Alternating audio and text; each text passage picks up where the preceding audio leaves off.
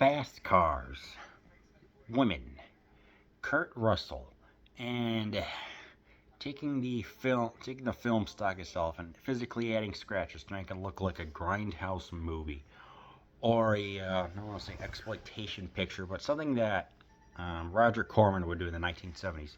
Combine them all into a blender, and the resulting product is Death Proof from 2007. Tarantino's most original movie since Pulp Fiction, says Dennis Lim of the LA Times. Director Quentin Tarantino delivers an adrenaline shot to the heart with Death Proof, a tribute to balls out, pedal to the metal car crasher, says Pete Hammond of Maxim, featuring exhilarating high-speed action, jaw-dropping stunts, and some of the most quotable lines since Pulp Fiction. Death Proof goes faster and funnier than you thought possible, and then it goes further, says Ty Burr of the Boston Globe. Kurt Russell stars as a sociopathic stuntman whose taste for stalking sexy young ladies gets him into big trouble when he tangles with the wrong gang of badass babes. Their confrontation escalates into a hair-raising 18-minute automotive duel with one of the girls strapped in the hood of a thundering Dodge Charger that earns a place of honor amongst the great movie car chases, says Scott Foundas of L.A. Weekly. And Holy Smokes, is he right about that. Occurring in a bar, we have stuntman Mike, who seems like a good enough fellow. A little odd, but I said he's a teetotaler, wants to get to know the women. And, it's like saying, hey, I've started out this movie, I was a stunt double because I looked like some, what was that? One actor, I think, in the Virginian. I'm like, okay, so what's going on here? What is all this happening? Well, it is reeling back on some of the more extravagant pieces for the first hour. And so we're thinking, okay, so what's happening here? Of course, is a man who is, he really is a psychopath. But, he's pretending to be cool and everything else. Then we get to see his, 1970 Dodge Challenger or something, and it does look badass. It even has the skull right here, which is really freaking wicked. But then we get to see him 45 minutes in, where a lady wants to go home because she's drunk. She says, okay, we're going right. And then goes left and said, well, you had two choices. Unfortunately, you chose wrong. And, he said the car is death proof, being caged and everything. And hers says that we get to see a visceral death. And it was just, oof, not pretty. Holy smokes. So, with all that blood and her body just disfigured, it was just, oh, I was just looking at it like, what did I just witness? But this movie takes place in, what was this, like 2007. So, it's like just a lot of talking and a lot of dialogue. And kind of as like, I like it. Like, you're just waiting for some stuff to happen,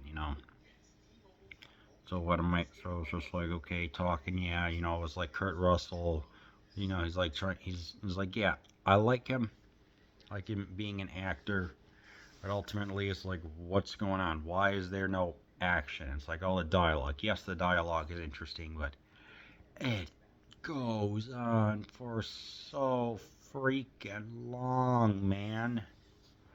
We get to hear about West TV westerns, which none of the girls who were in the first half knew.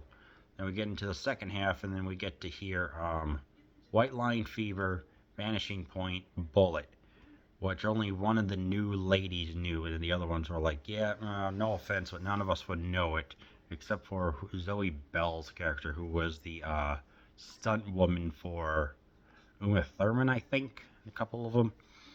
But finally, once we get past all the beginning stuff, I guess you could say, and I'm like, please, come on already, just get on with it. It doesn't. Whew. I'm glad, because that second half makes up for a lot of kind of boring stuff. I mean, just the fact alone that Zoe Bell was hanging on to the where they do like hanging onto the car whilst they're being chased by Kurt Russell, and just the intensity of the scenes of this car chase is definitely the most freaking thrilling car chase probably since Terminator 2, and this was done with zero CGI, which was so freaking great. And as I'm looking at it, I'm like, it really is freaking edge of your seat action, because there's this woman who's upon the hood as they're trying to escape this sociopath, and ultimately it just results in just a freaking thrilling car chase with spills and everything else. And finally, but then this sociopath goes from being absolutely wicked to fearing for his life and screaming over punches. What? I don't get that. That felt so anticlimactic. Funny. It was funny and he deserved it, but it just felt stupid. I don't know. I mean, it just felt like a big time drop off. So I don't know. But yeah, the music in here is pretty good.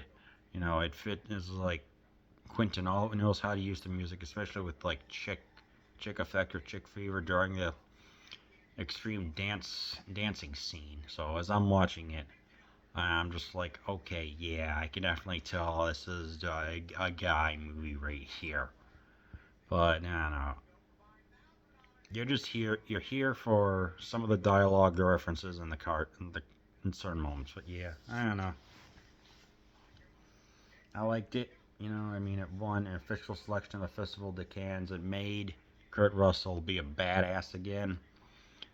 From the days when he was working with John Carpenter. The car scene was good, so yeah. But ultimately, watch it. Turn your brain off and watch it. That's what this movie is.